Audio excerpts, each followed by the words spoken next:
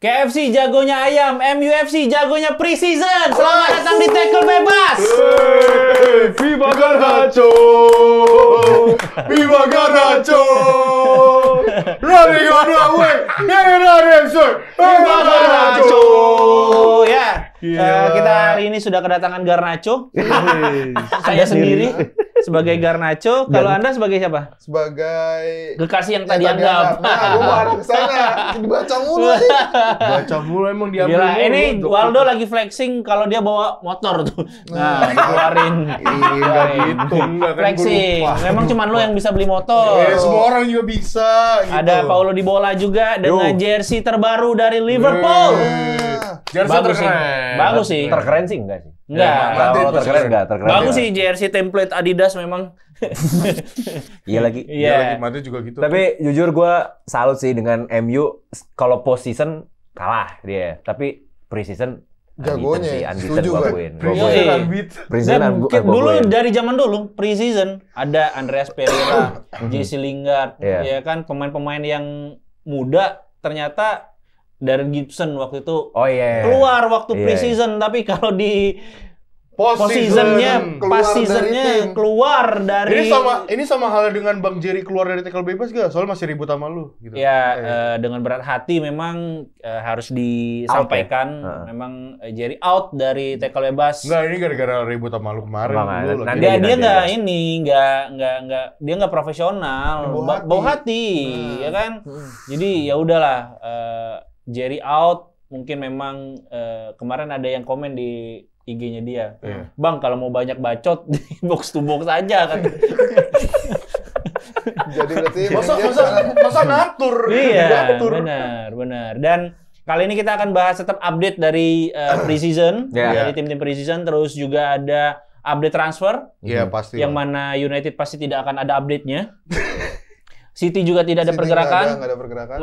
Madrid juga so far belum ada. Itu Eminem. Oh, enggak, Mas Tantono kan udah dari FIFA Club World Cup. Iya. Tapi kan maksudnya dia baru nyampe Madrid. Rambutnya sama kayak gua. Iya. Lebih putih, Rambutnya putih juga dia. Lebih putih blonde. Kayak Eminem zaman dulu. Oke. Liverpool kayak ini. Liverpool menunggu masih Isak. maju mundur dengan Isak yang mana nunggu Newcastle-nya belanja striker katanya gitu. Iya, tapi kalau ada yang belanja, tapi saat ini ada yang lagi pergi nih. Oh iya. Son Heung-min. Di press conference dia memutuskan untuk pergi. Kok dia memutuskan? Dia yang mutusin. Bukan dia mengabarkan untuk dia ngasih tahu. Iya. Waktu di Korea ya? Waktu lagi pre-season kan ya. Wah gila, respect banget gua sama nih orang nih. Kenapa? Sonaldo, bro. From Pakansari to San Mames, bro. If the trophy, bro. Di depan Manchester United. From Pakansari. Kalau Pakansari dia nggak trofi. Tapi dia medali dong. Kan dia juara. Medali Asian Games. Iya. Cuman gara-gara itu kan jadi nggak ini kan dia wamil ya. Nggak wajib.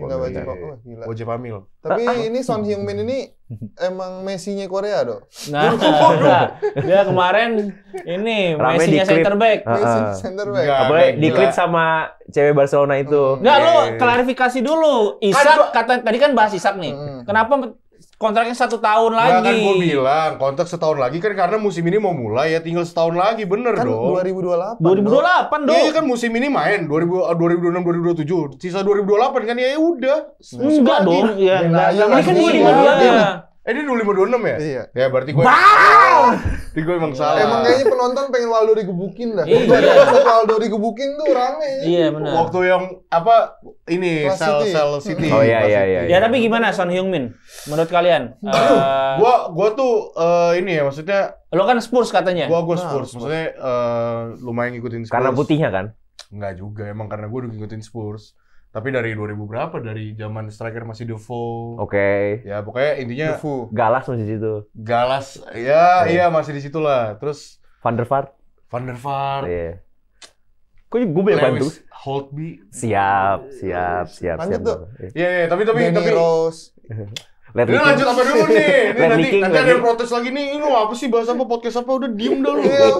Iya, cuma maksud gua Son ini juga bisa dibilang gua nggak tahu ya, apakah dia termasuk legenda Spurs gak sih? Legenda lah. Legenda. Ini bawa trofi. Oke, maksudnya kan kalau misalnya kita ngomongin dengan Harry Kane kan lebih punya numbers lebih gede ya. Ya dibanding Heung-min Son gitu. Maksud gua dua pemain ini termasuk legenda nggak nih? Ya, legenda maksudnya. Tapi kalau Harry Kane mungkin secara nggak ngangkat trofi? Mungkin nggak ngangkat trofi. Tapi Harry Kane sama Gareth Bale bisa jadi sama nggak sih secara numbers gitu? Mungkin oke lah Harry Kane golnya lebih banyak segala macam. Cuman apa yang dia akhirnya berikan untuk Spurs itu maksudnya nilai akhirnya gue lebih bener sih. Son. Iya, tapi Son tuh benar-benar dia pindah dari Leverkusen ya kan ke Spurs. Dia bahkan ngomong gue waktu awal-awal ke North London kan Spurs. North London tuh gue benar-benar nggak ngerti bahasa Inggris sama sekali. Gue kayak benar-benar orang Korea yang kayak orang bingung berada di North London gitu, terus kayak sekarang fasih banget di bahasa Inggris. Iya benar, kurang fasih. Terus habis itu ya makin lama dia lancar. Terus habis itu ngasih Spurs juga trofi Europa League. Makanya kemarin kan, aduh ini gue kalau ngomongin Europa League gak enak sama fans sebelah lu. Iya apa-apa kali. Cuman emang ya itu ya, maksudnya dia bakal selalu diingat, terutama duetnya sama Harry Kane. Terus dibilang atlet badminton ya kan. Sama siapa? Ada. Terus habis itu logonya. Langsung muncul logonya. Tapi habis itu fun fact-nya dia tuh pernah golden boot kan? Golden boot di mana? Top scorer bukan sih dia? Enggak. Data kedua tapi ya? Atau kedua ya? Kalau data jangan aneh-aneh dah, Dok. Enggak, kalau nggak salah di Premier League tuh dia tuh top scorer kedua deh kalau nggak salah. Tapi kan nggak dapat golden boot tuh. Gol terbaik yang waktu lawan West Ham. Iya, waktu lawan West Ham. Mungkin. Iya. Oh, yang pertama kayak Erling Haaland deh, yang kedua dia. Tapi dia tuh pernah sampai 20.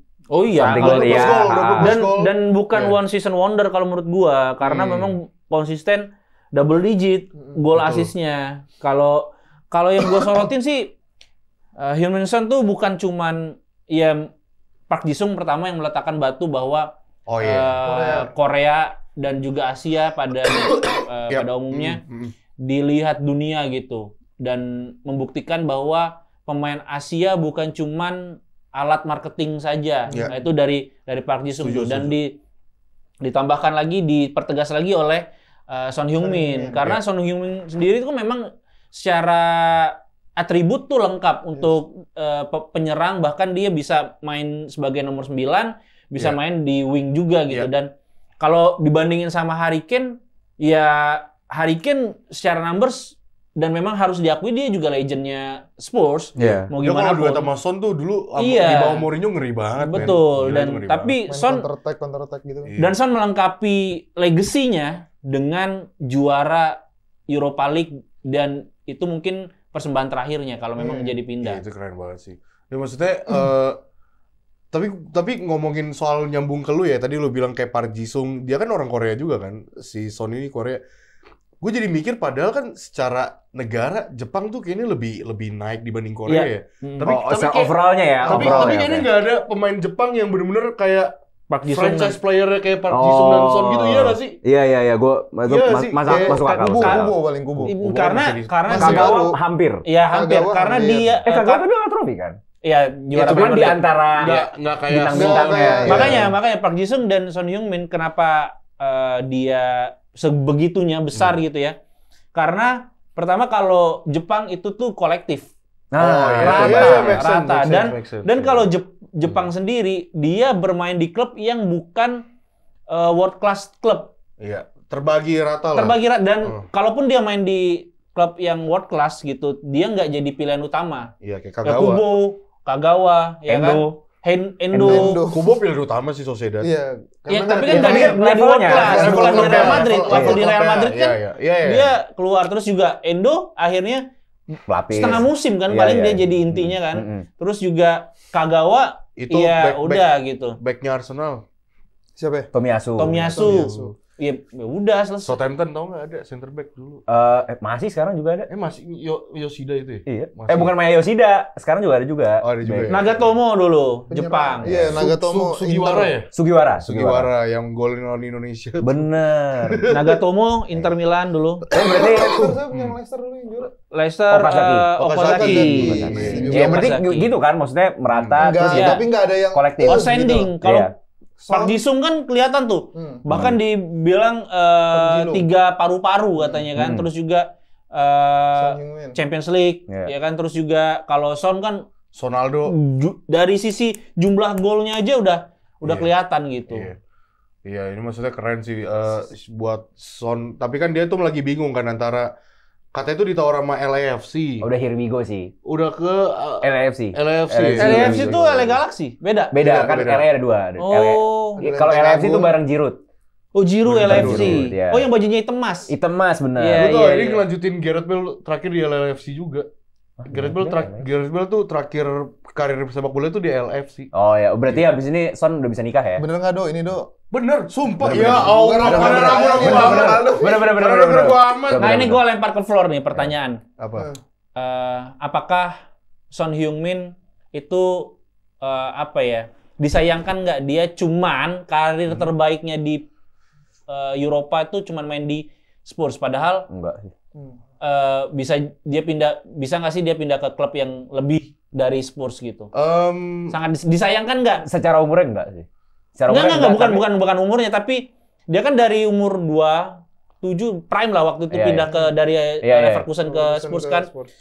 Tapi nggak pindah ke klub yang lebih besar lagi karena saat itu tuh beberapa MU juga masa ya? Iya, beberapa masa kan nggak juara-juara Spurs, tapi disayangkan nggak menurut kalian dia nggak harusnya bisa step up lagi gitu. Kalau nggak sama Spurs mungkin dia nggak akan begini. Nah, setuju gue itu. Gitu, karena kan maksudnya klub-klubnya, let's say MU, let's say Chelsea, City segala macam gitu, ya pasti pemainnya levelnya udah di atas Son lah, apalagi dia dari Korea kayak gitu aja sih.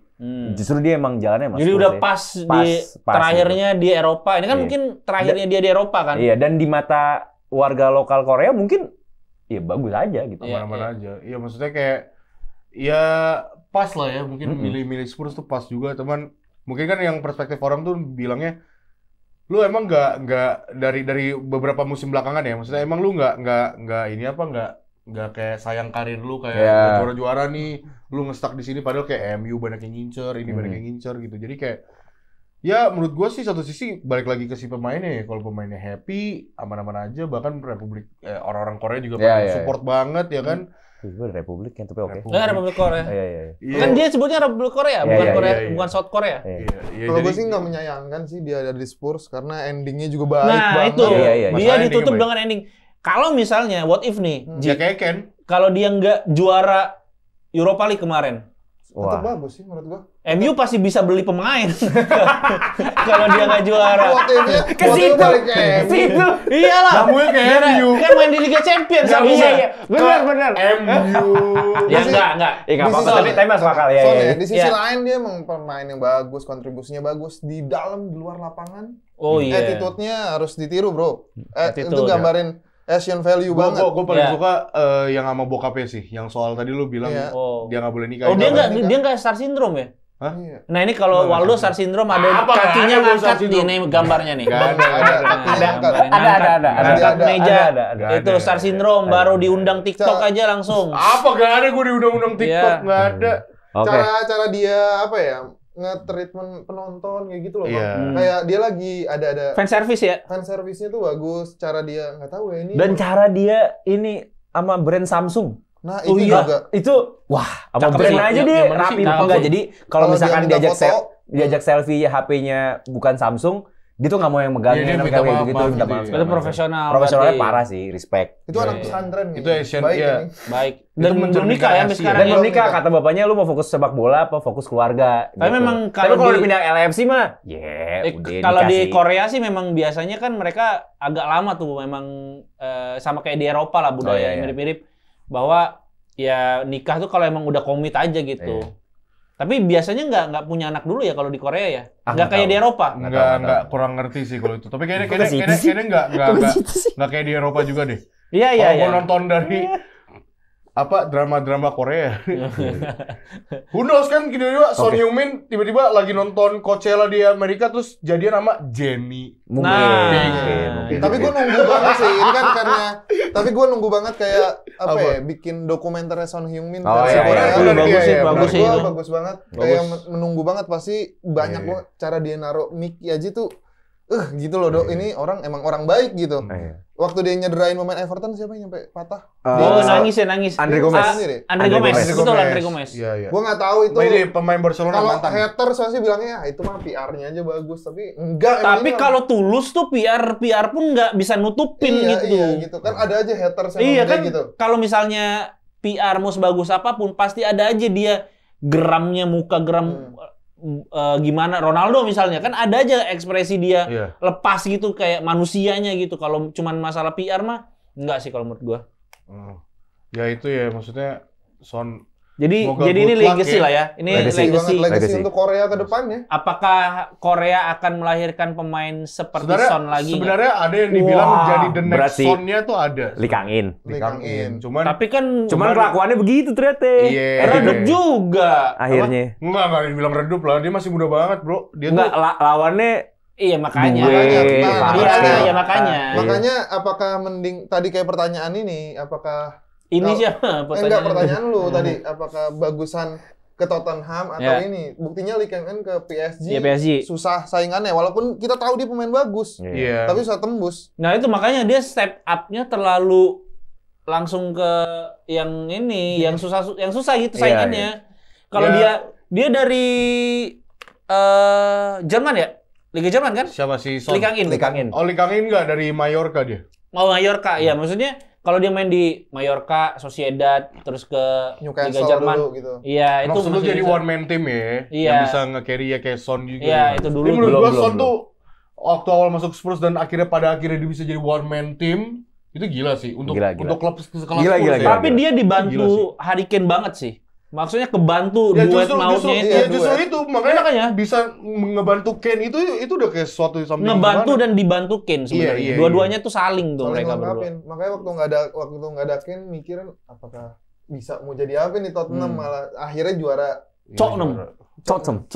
Nah ngomongin saling bantu ini, ada yang saling bantu juga. Saliba. Wow,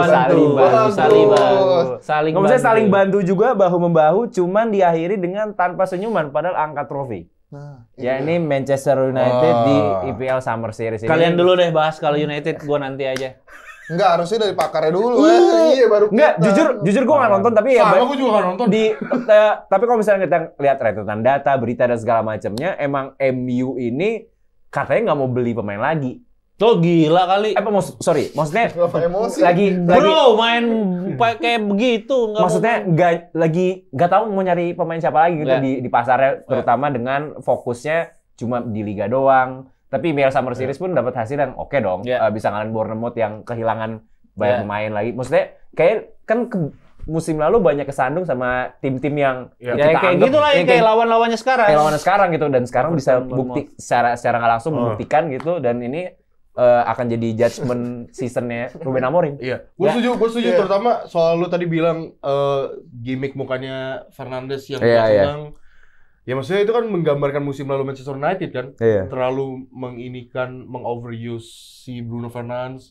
Tapi siapa lagi mau dipakai? Iya bukan, maksud gue itu tuh best player in Portugal sekarang loh. Bruno tuh kayak nganggap kayak guys, come on guys, step up gitu loh. Masa gua terus gitu loh, dan Mason Mount cetak gol. Dan maksud gua kayak dia ngangkat trofi juga tadi kan tadi Bang Dito juga sempat bahas dikit kan, dia bilang ya kesel karena permainan MU-nya jelek banget kan. Mungkin itu juga kayak menggambarkan muka dia kayak. Tapi Mbeumo nggak buruk kan? Gila sih. Enggak.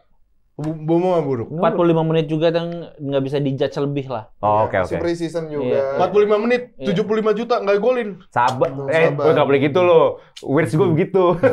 Kan golin tapi. Akhirnya game kedua. Ya kalau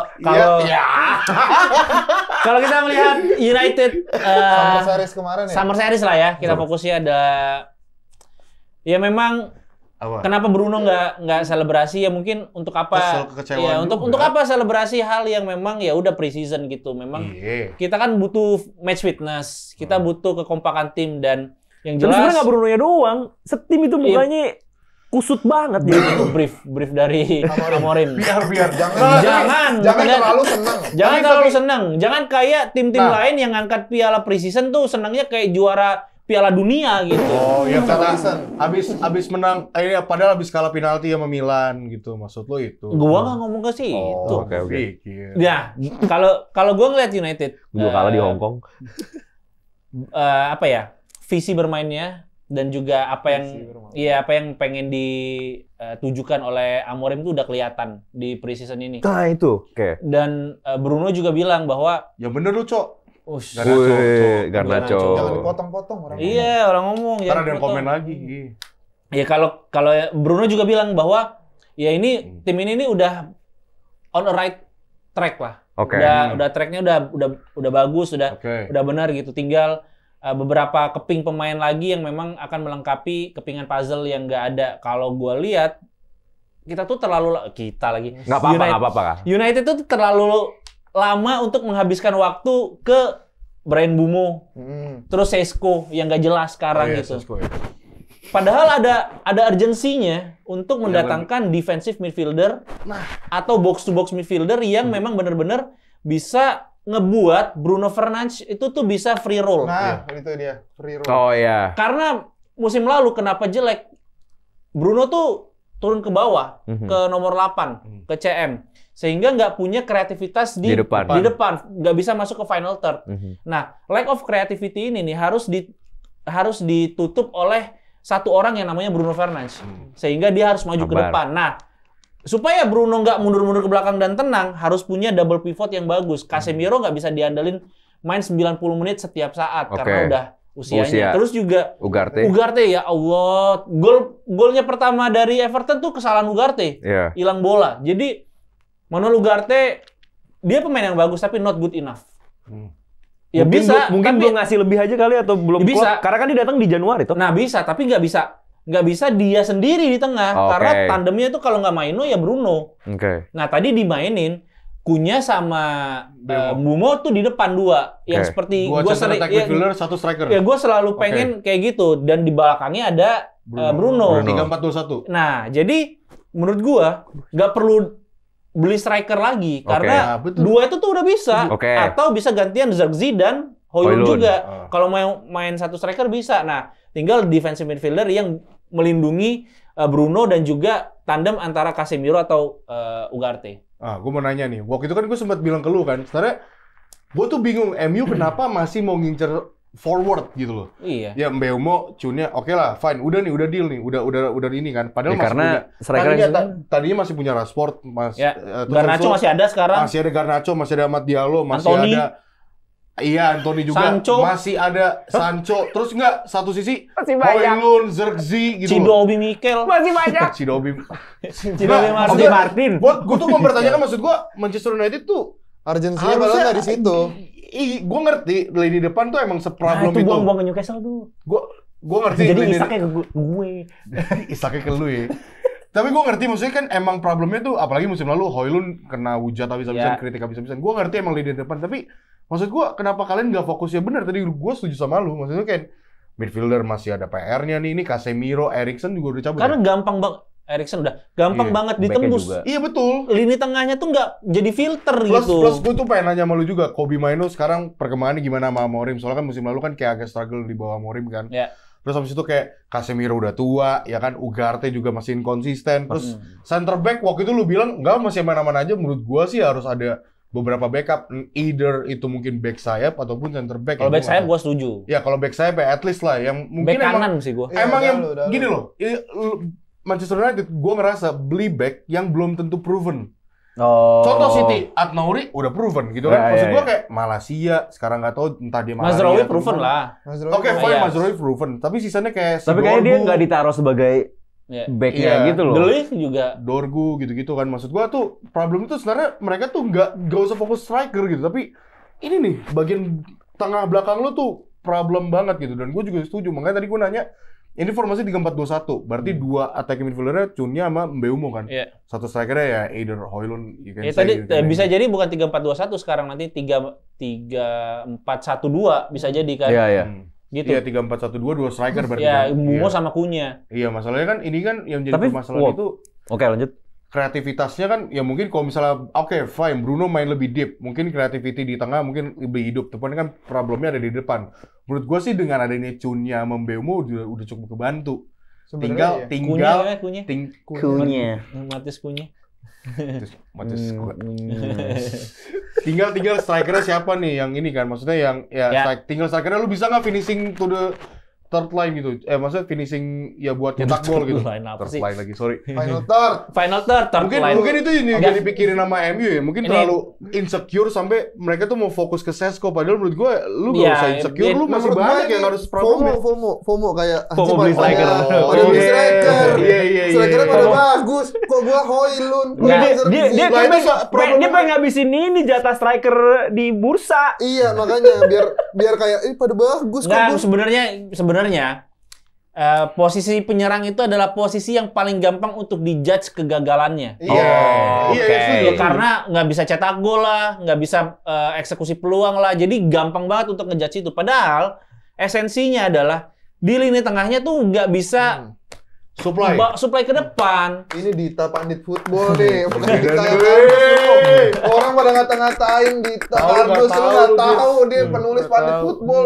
Gue setuju. Iya, dan itulah kenapa ya tadi FOMO juga salah satu bentuknya, dan mungkin dia pengen merusak ritme klub lain, untuk contohnya Liverpool, untuk membeli Isak, untuk membeli Sesko dan sebagainya. Jadi dia ngerusak ritme kompetitornya dulu gitu. Ngerti. Tapi kalau menurut gua tadi, penyerang itu adalah lini yang paling gampang untuk dijadikan kambing hitam bahwa kegagalan sebuah tim karena nggak bisa cetak gol dan sebagainya. Padahal akar masalahnya tuh bukan di situ. Akar masalahnya adalah ketika United nggak bisa overload di tengah, United tuh nggak bisa resisten terhadap pressing, jelek banget musim lalu, gitu. Dan United pun tidak bisa melakukan pressing dari lini pertama.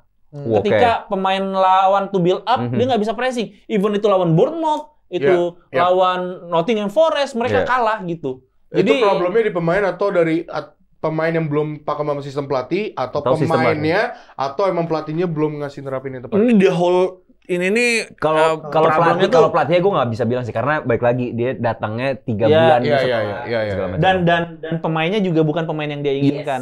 Kalau menurut gue sih ya berkesinambungan sih, Dok. Ketika sistem dijalankan itu kan butuh pemain-pemain yang mengisi pos yang sesuai sama bukan yang terbaik di dunia, tapi yang sesuai sama yang diinginkan pelatih gitu. Sehingga kemarin itu bukan pemain-pemain yang diinginkan oleh Amorim. Nah, ngomongin soal pemain, gue pengen nanya sama lu, pemain mana Manchester United mana yang mau dijual siap-siap? Ya kan udah jelas kan kemarin kan. Banyak nama-namanya lah. Kemarin udah jelas kan si Rashford, Garnacho, Anthony Sancho. Iya, dia mau ngomong Sancho loh. Sancho enggak apa-apa dua-duanya. Digabung aja emang enggak bener. Anthony Malaysia. 5 itu sih. Malaysia. Iya, Malaysia. Iya. Deadwood. Jadi sekarang jadi ngerasa Aaron Wan-Bissaka gue udah lupa sama Malaysia anjir. Hampir enggak adanya. Iya, dan Rasmus Højlund katanya mau dijual, mau di-swap sama Bumame kan. Swap. Bumame swap tes. Mas terlalu 2020 Mas. Swap tes. Enggak. Mau di-swap sama Sesko kan katanya. Tapi kalau masuk akal. Leipzig ya. Kita ngulang lagi untuk ngebentuk Rasmus Højlund baru gitu di CS:GO. Ketika Rasmus Højlund udah dicoba musim lalu untuk bermain dengan skema ini, terus harus ngulang dari nol lagi untuk CS:GO. Ya meskipun katanya CS:GO lebih fisikal, lebih cepat, lebih klinis dan sebagainya gitu, tapi ya udah kasih kesempatan Rasmus Højlund satu musim lagi deh. Mending yang ada ditambahin aja dibanding. Ngapain beli pemain baru. Ini udah ada pemain harga 70 juta. Lagi dari awal. Ngapain lo beli 70 juta lagi gitu. Jadi menurut lu mending nyari yang urgency tadi, box to box itu.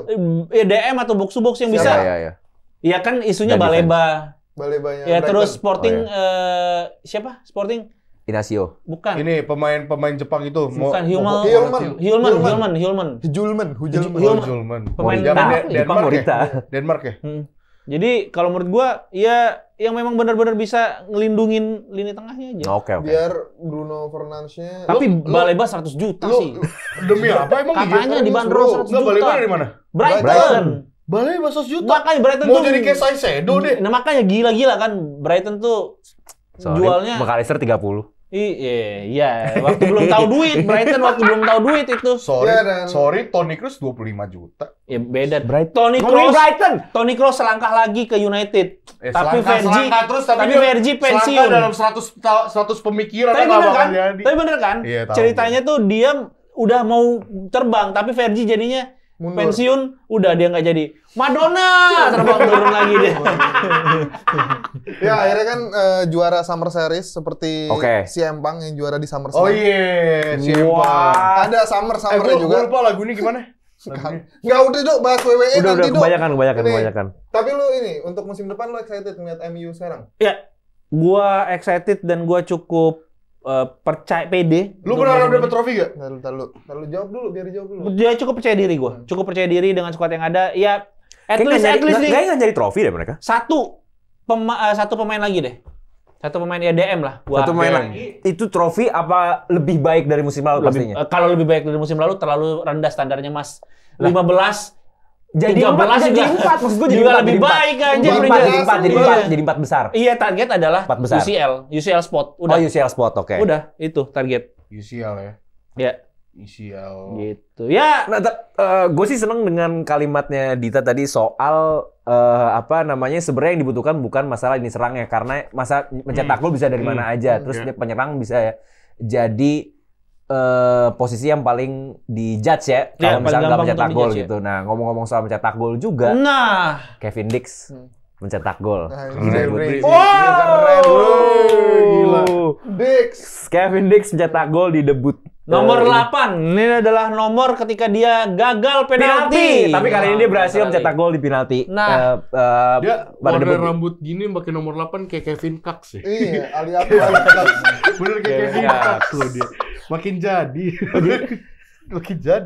Ya. Gimana Kevin Dix, Paulo? Kevin Dix. Iya dia akhirnya kalau misalkan yang gue baca-baca, gue nggak nonton tapi gue lihat beberapa cuplikan. Gue ada temen yang nonton di sana juga nonton langsung, dia emang fans Gladbach. Koleksi Fajar betul gitu. Koleksi Fajar. Namanya Koleksi Fajar gitu. Shout out kuliah di Jerman. Betul. Shout out buat Koleksi Fajar. Doi emang fans Borussia Mönchengladbach ya gitu dan dia ngeliat langsung Kevin Dix mencetak gol dari titik putih gitu. Maksudnya kalau mau ngomongin timnasnya juga ternyata kita punya eksekutor penalti yang benar cukup tenang gitu, terlepas kemarin gagal pas penalti pas lawan Australia gitu. Terus Kevin Dix juga nggak cuma versatile wingback, sekarang bisa jadi fullback yang bagus gitu. Jadi waspadalah untuk posisi-posisi fullback lain yang ada di timnas sekarang gitu ya. Sandy Walsh, Shane, or whoever gitu. Tapi ya Kevin Dix lagi-lagi adalah nomor 1 fullback kita. Oh ya, dia adalah pilihan pertama mau nggak mau Kevin Dix. Karena emang versatile banyak banget. Tapi buat dia jadi pemain yang lain ya siap-siap nggak main sih. Iya. Kalau menurut gue sih ini malah jadi good problem ya. Maksudnya ya problem buat pemain-pemain lain. Cuman maksudnya ya ini nunjukin kalau kualitas pemain Indonesia standarnya udah lumayan bagus. Iya, exactly. Dan pemain-pemain yang dibawa yang mungkin yang jadi cadangan atau apa ini bisa step up buat challenging gitu loh. Yeah. Mönchengladbach loh, ini bukan klub ecek-ecek di Mönchengladbach. Markus Thuram sebelumnya di situ. Andres ter Stegen, Marco Reus tuh. Alessandro Plea di situ. Nah, tahu gak tuh? Tahu gua. Tahu Plea. Tahu. Plea itu. Terus menurut gue Kevin Dix juga jadi standar buat pemain-pemain kita yang lain yang terutama yang bermain di Eropa ya, kayak Ivar Jenner akhirnya bisa masuk skuad utama. Kemarin ada yang si Nathan juga akhirnya tetap bermain di Eropa, main di Willem II kayak gitu. Ya. Kemarin ada yang debut juga. Barry Willem. Justin Hubner debut di Fortuna Sittard. Lawan Leverkusen, bro. Lawan Leverkusen langsung tuh. Dan ya itu standar baru. Standar gitu. Baru sih benar. Kemarin lawan siapa dia? Kevin Dix ngegolin? Wah. Valencia agak. Tas. Balen. Tapi yang bagus emang nggak cuma golnya Kevin Dix ataupun permainannya, tapi jersinya Gladbach juga bagus itu. Yang putih. Approve gitu. Itu. Bagus. Itu. Yang putih itu bagus. Tapi udah itu aja. Tapi kalau ngomong-ngomong soal jersey paling out apa? Jersey paling out. Out keluar deh, bukan outstanding ya. Oh, paling jelek. Bayern Munchen sih. Bayern Munchen, iya. Bayern Munchen home. Nah, Bayern Munchen home. Sarung BHS. Ya, jelek. Bagus aja. Kayak selera. Enggak, bukan maksudnya. Kayak ketumpahan cat. Gua bukan yang bagusnya bagus banget kayak Madrid dan Liverpool ya. Iya nggak sejelek itu lah, nggak sejelek itu. Nah, ya ngomong-ngomong soal Bayern Munchen, ada yang ke Bayern Munchen. Siapa? Oh iya. Gila, keren banget. Bridging, the best. Kita ngincennya. Gila, unexpected bridging. Itu tahu gua nggak tahu. Unexpected bridging. Gua nggak nyangka dia bakal ngomong Bayern Munchen yang jelek. Untungnya bumi masih berputar. Iya. Tapi gue pengen nanya sama lu deh, jujur. Apa? Jujur ya, jujur. Iya. Lalu sekarang ini Paulo sekarang. Jujur, gua tuh ngerasa tadinya Luis Diaz tuh nggak bakal dijual. Karena gue ngerasa dia musim lalu mainin penting Liverpool. Ya walaupun terkadang ada beberapa momen dia tuh kadang nggak bisa cetak gol. Maksudnya nge-stuck gitu depan gawang gagal gitu kan. Tapi menurut gue musim lalu tuh adalah musim terbaik Luis Diaz bersama Liverpool di Premier League. Oke. Secara statistiknya oke. Terus kenapa tiba-tiba kok bisa kejual mendadak gitu? Apakah karena emang Hugo Ekitike datang, terus habis itu mau incar Alexander Isak juga, atau gimana sih maksudnya? Padahal kayaknya works aja di bawah Arne Slot gitu. Works cuman dari yang gue baca, dari yang gue lihat, kayaknya emang Lucho ini ya Luis Diaz ini bukan tipikal pemain yang ya stay di satu klub dan segala macam ya gitu. Emang ngejar karir apa segala macam. Dia udah nyobain Portugal. Jenjang karir dia nyari jenjang karirnya ya udah nyobain Premier League juga. Dan kayaknya emang di bawah Arne Slot sendiri bukan dia nggak works, tapi dia mungkin kurang suka dengan stylenya.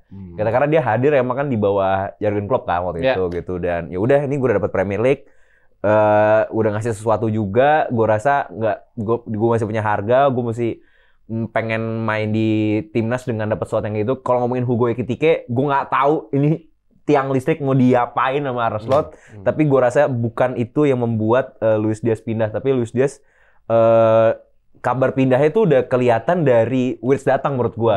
Murni di nomor punggung nih, itu udah ngaruh begitu. Wah ini 7 jadinya kan, Wirtz akhirnya nomor punggung 7. Maksudnya hal sekecil itu aja sebenarnya udah jadi sinyal-sinyal. Kayak Rashford. Ya kayak Rashford gitu kan, akhirnya nomor 10 dipakai Cunha kan gitu. Nah terus ke Luis Diaz pindah, jujur gue menyayangkan selain karena Chan-nya bagus, dia sering ngasih kontribusi yang luar biasa. Cuman overall permainan secara walaupun akhirnya cetak gol, assist segala macam, tetap ada kan hasilnya yang jadinya seri, jadinya bukan hasil 3 poin lah maksudnya kayak gitu. Dan Luis Diaz ya itu kebanyakan bawa bolanya sih. Kaki bola itu mungkin yang kurang disukai sama Arne Slot itu. Karena yang boleh bawa bola lebih lama dari 5 detik cuma mau Salah kayaknya. Karena emang dia jadi kreator juga kan, playmaker juga kan sih. Iya. Jadi dia dikasih kebebasan. Nah ngomongin soal nomor 7, 75 juta Pak.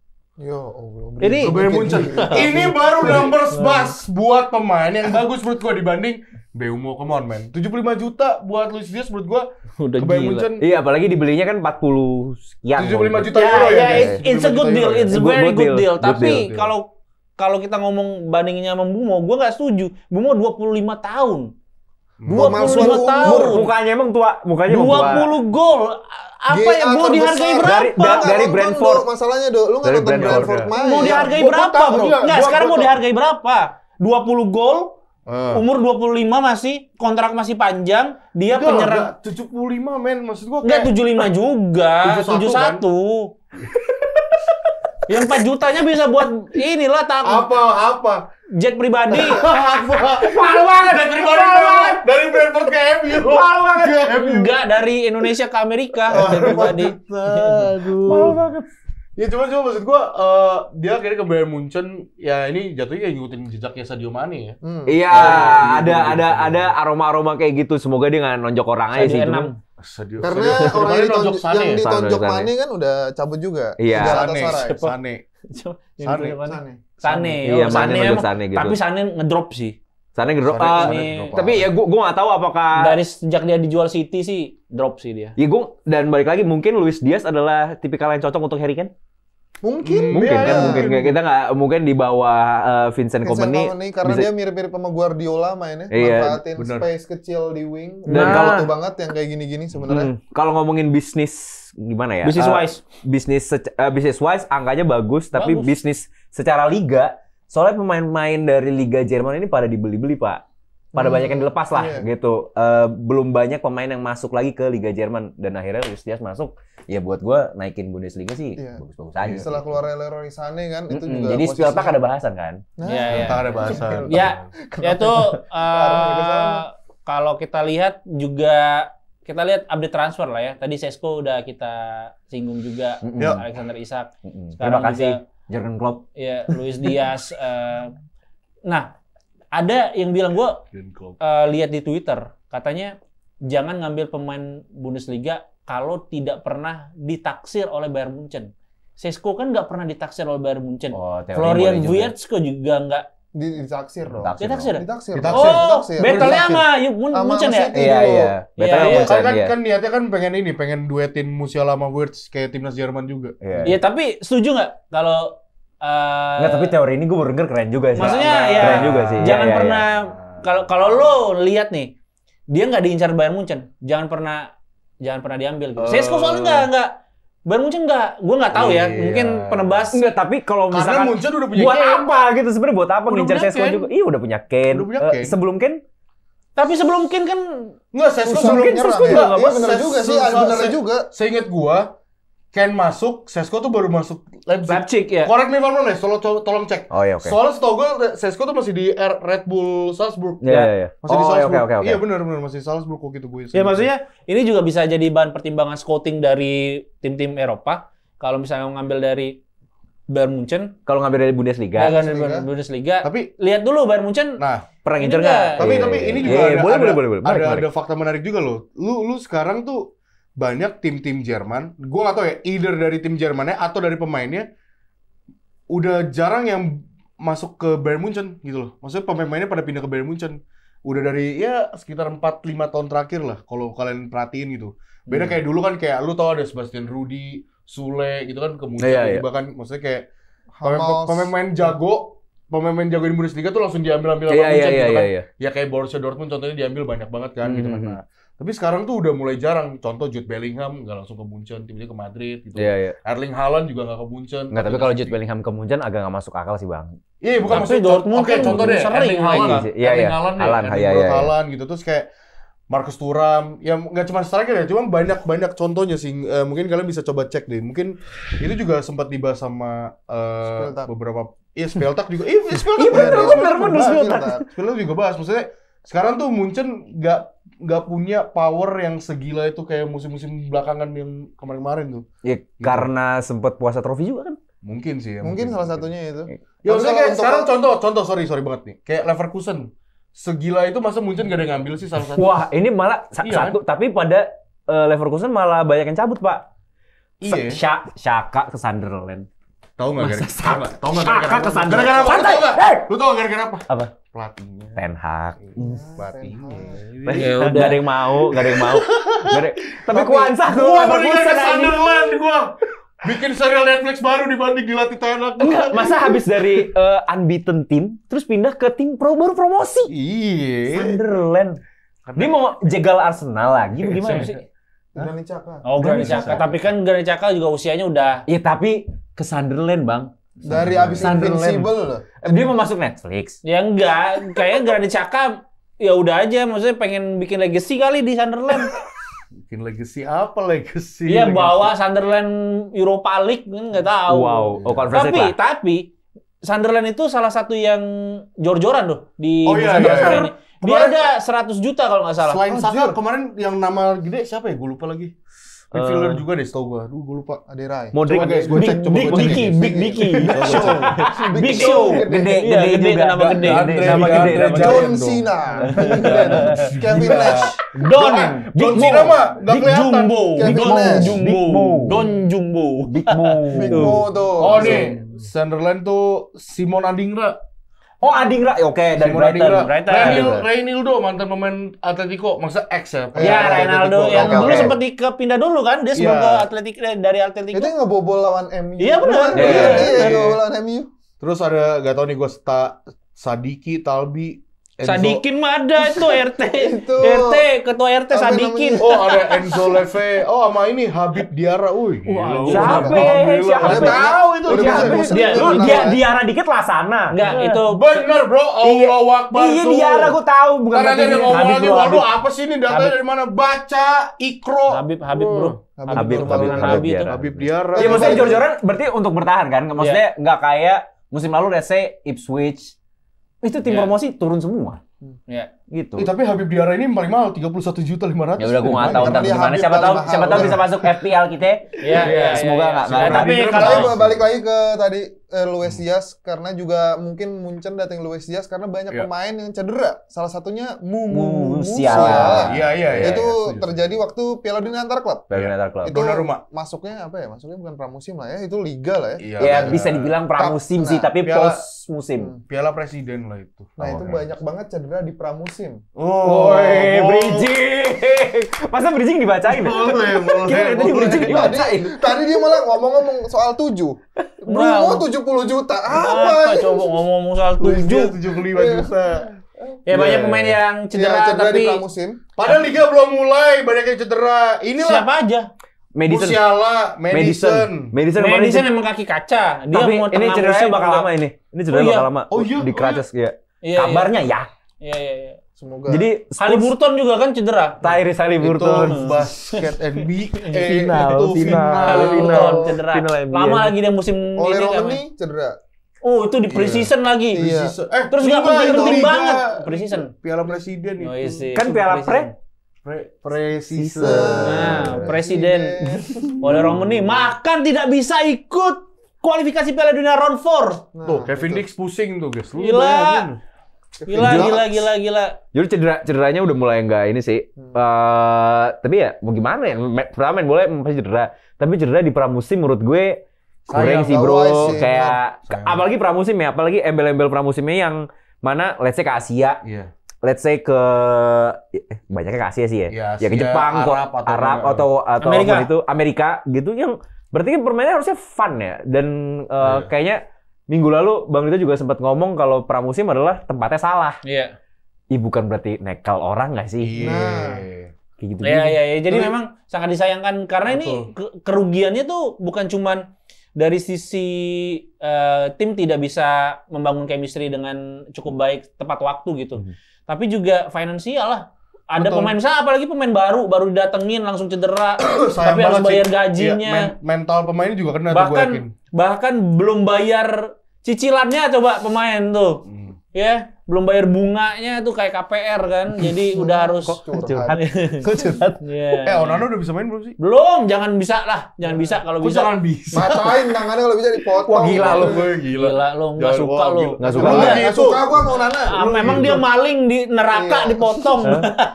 Tapi menurut gua tuh ini tuh yang harus disorot tuh FIFA sama UEFA. Gua tuh selalu ngomong gitu kan. Bahkan waktu main FIFA Club World Cup. Enggak lu siapa ngomong biar didengar sama FIFA sama UEFA. Gua tuh selalu bilang ini pertama format baru UEFA Champions League. Ya. Januari biasanya kita nggak ada UEFA Champions League. Tapi jujur seru nggak? Enggak. Serunya pas udah fase knockout. Dia nggak ikut. Dia nggak ikut. Makanya bakal seru. 2 musim lagi. 2 musim. Dua musim. Dia nggak ikut. Dan dua-duanya nggak dapet apa-apa. Nggak kayak udah nggak. Terus lanjut. Iya maksudnya kan format baru UEFA Champions League. Biasanya Januari itu tuh nggak ada UEFA Champions League. Libur.